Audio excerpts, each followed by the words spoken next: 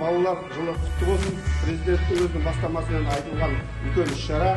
Сондықтан білімді жастарымыз көп болсын, мемлекетімізге еңбек ете беріңіздер болашақта.